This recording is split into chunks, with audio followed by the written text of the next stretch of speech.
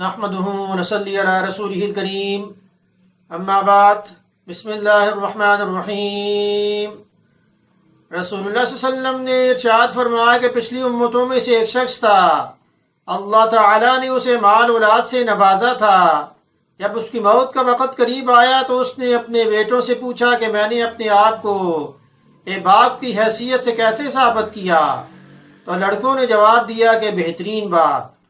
پھر اس نے کہا کہ میں نے اللہ تعالیٰ کے ہاں کوئی نیکی جمع نہیں کی، اگر مجھے اللہ کے حضور پیش کیا گیا تو اللہ پاک مجھے سخت عذاب دیں گے۔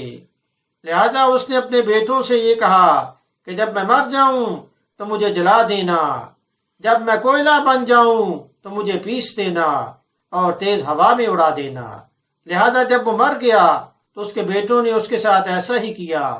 پھر اللہ پاک نے حکم دیا کہ ہو جا، اور وہ مرد کی شکل میں کھڑا ہو گیا۔ تو اللہ تعالیٰ نے اس سے پوچھا کہ تم نے ایسا کیوں کیا؟ تو اس نے کہا کہ اللہ کے خوف کی وجہ سے۔ تو اللہ پاک نے اسے یہ بدلہ دیا کہ اس پر رحم کیا۔ بخاری شریف کی حدیث نمبر 6481 میں اس کو روایت کیا گیا ہے، اور صحیح مسلم بھی ہے کہ اللہ نے اسے معاف فرما دیا۔